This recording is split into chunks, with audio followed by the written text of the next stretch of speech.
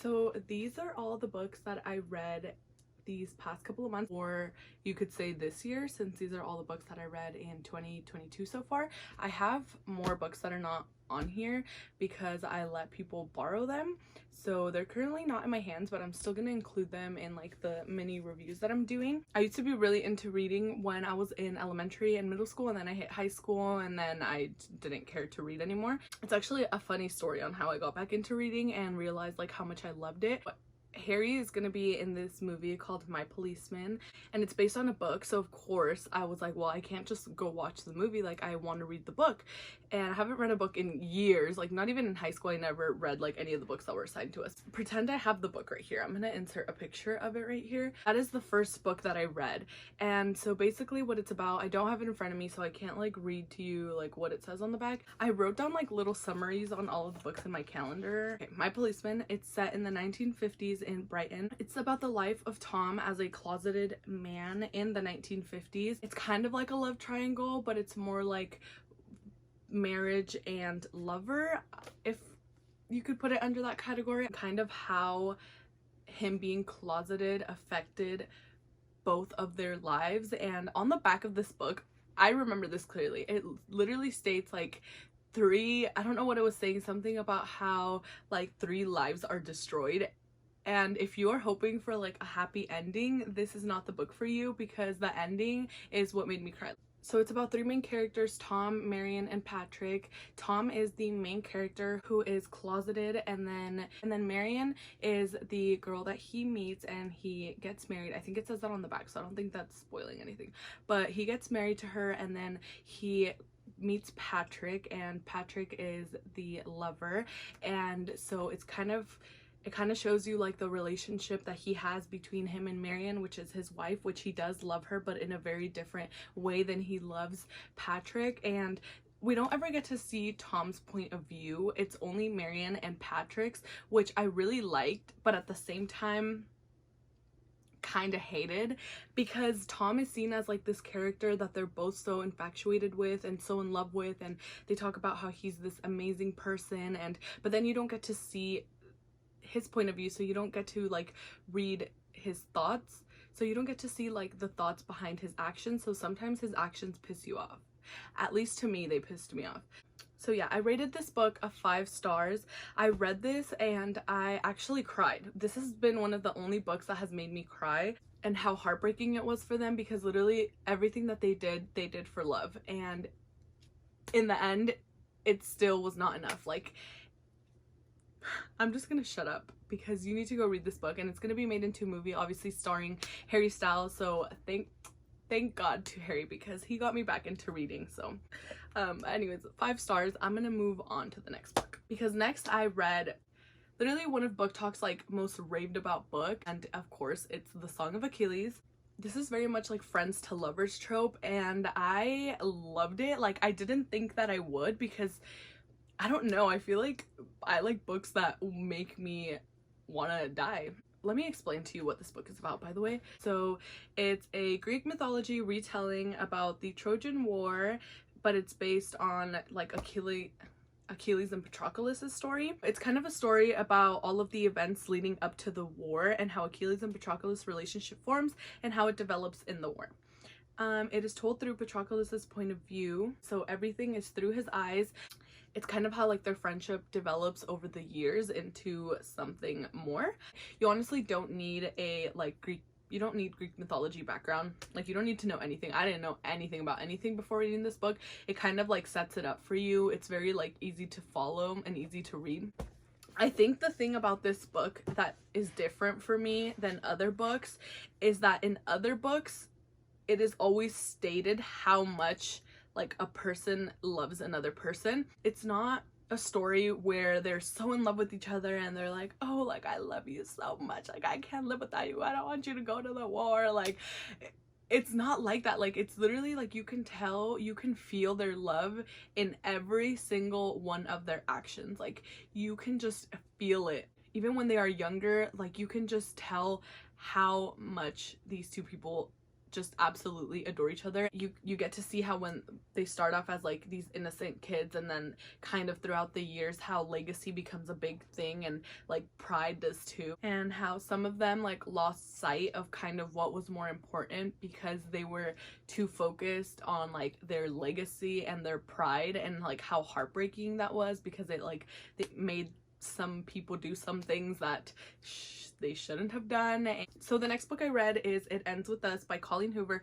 So it says, sometimes the one who loves you is the one who hurts you the most. I would definitely read the trigger warnings for this book. I don't want to say them because I think it'll spoil the book. I thought this book was going to be like a little like cutesy book. No, it was not. And oh, I had totally forgot because I did read this a while ago. I actually hated it at first. Like I started reading it and then I like stopped and I was like, ew, I hate it. And it wasn't that I hated the writing, I just hated like the pace of it. Like it was very like from the beginning, like saw you, like fell in love. That's not even like ruining anything because it's literally the first page. Like they just like instantly meet, instantly have a connection. Like it was just very unrealistic and it was very like rom-com, like cheesy, and like I don't really like that. So it's about Lily and how she just moved to Boston, I believe, and she met Ryle on the rooftop, and his name is Ryle Kincaid.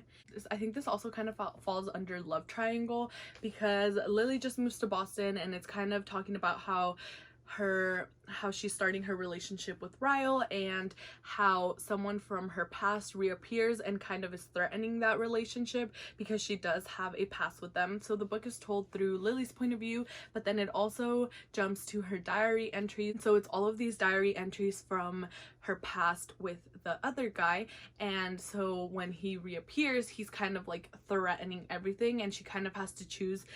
She's kind of like stuck between being with someone who she's like building this like beautiful relationship with, and then someone who she has this like beautiful past with that was like so like important to her and like affected a lot of her like life decisions, if that makes sense.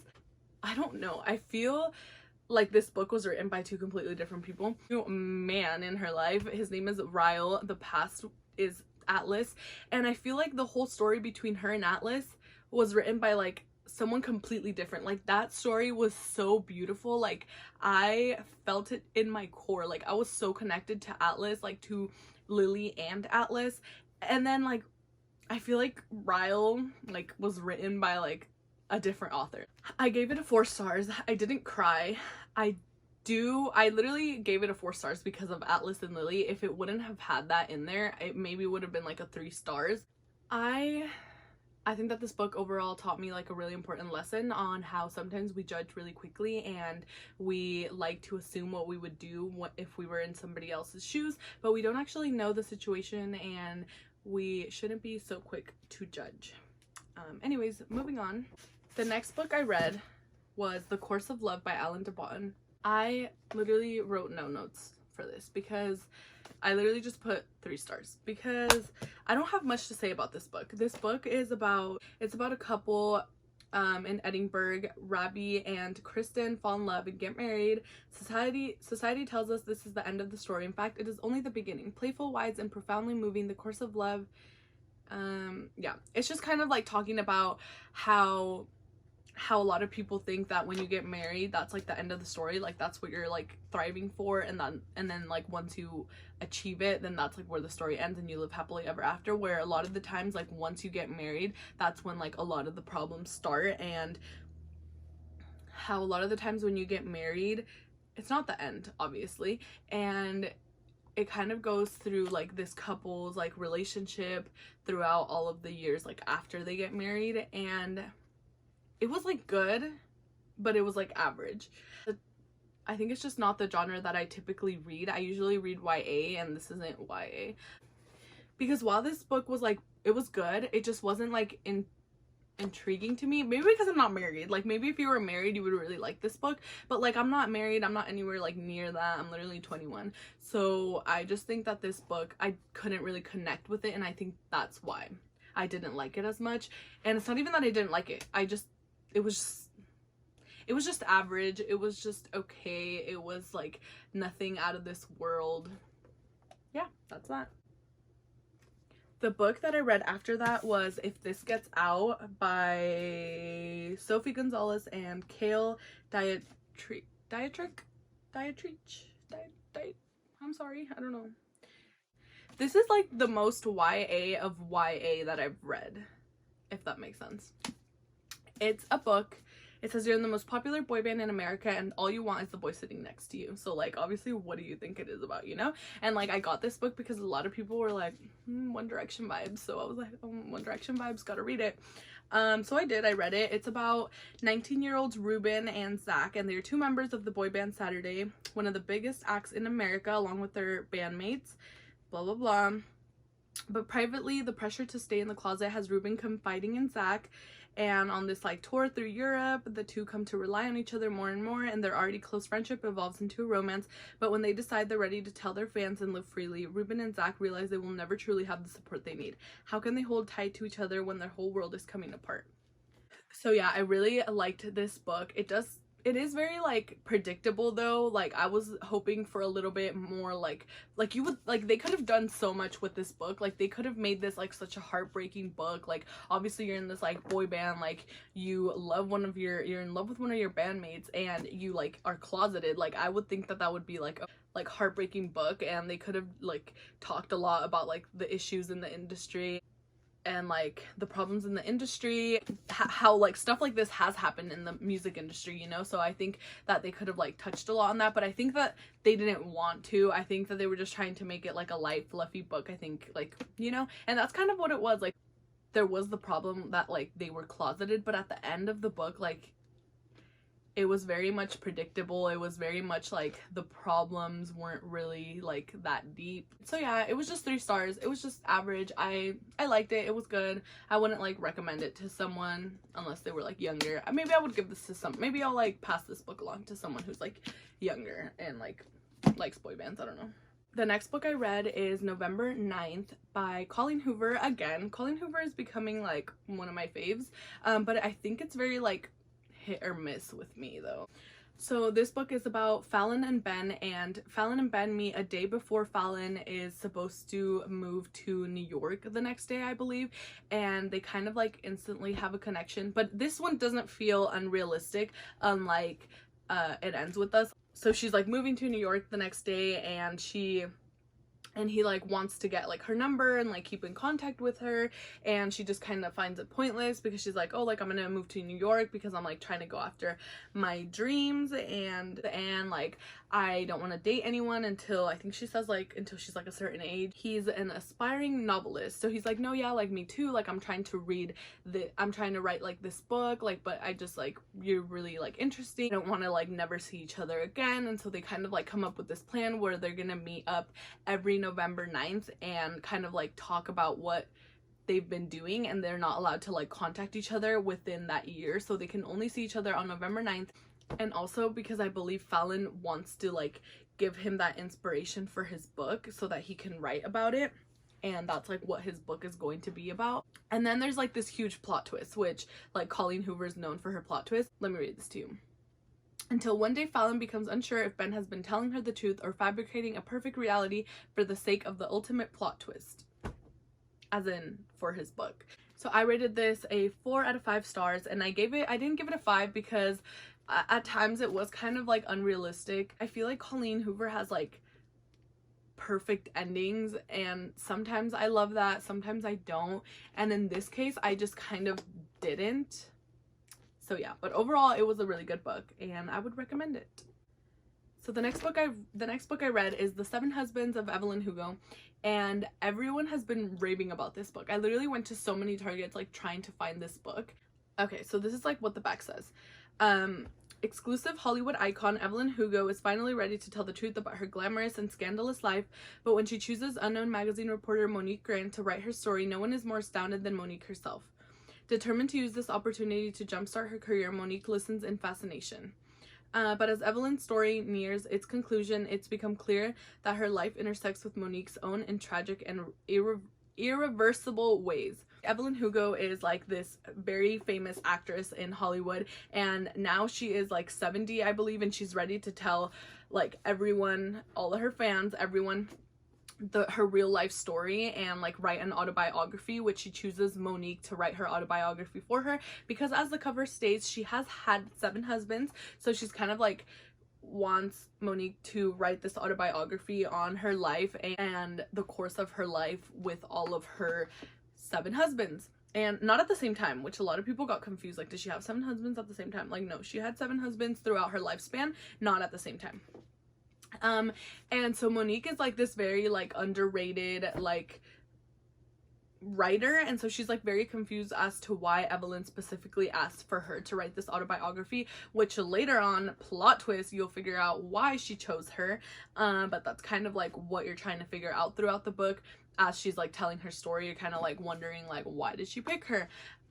This book was such a good book. Like, it was amazing. Obviously a 5-star read. Like, it is about like the romance with the 7 husbands, but it's also like it's also very much like everything that she did in order to get to where she was. Literally, like, all of the husbands, you get to see which husbands she truly did love, like what kind of problems she had with each husband, why she got divorced, why she got married in the first place. And it was just incredible. It also gives you like very much insight into Hollywood and how like terrible it can be. She's this character that like you can't decide whether you hate her or you love her. Like, she's very lovable and such like a real character, and she has a lot of flaws, but I think that's what makes you love her even more, is that she's like not perfect and she's made a lot of mistakes in her life. And it was just a beautiful book, and I think that everyone should read this book. I would recommend it to everyone. Like, if you're not into reading, I still think you should read this book. It was very easy to read, and it's very fast-paced. 5-star read. Loved this book. So the book that I read after The 7 Husbands of Evelyn Hugo was Verity, and I don't have the book. I'm gonna insert a picture, so I can't really read you the back. I'm just gonna give you like a brief explanation. So Verity is about, I can't even remember the characters' names. Oh my god, I can't even remember the characters' names. Am I dumb? Verity is this like very famous author, and she's very known for writing for her series of books which are written from like the villain's point of view. And she gets into like this horrible car accident, and she is now like in a state where she cannot finish the books. Her boyfriend hires this like underrated author to finish Verity's books for her, to finish like her series for her. So she kind of has to move into their house for a couple of days because they live far away, and she needs to like spend a lot of time in Verity's office trying to like get inside of her mind and like finish and try and like get as much information as she can on the series so that she's able to finish the books. While she's doing that, she uncovers a autobiography that Verity had written before she got into the car accident, and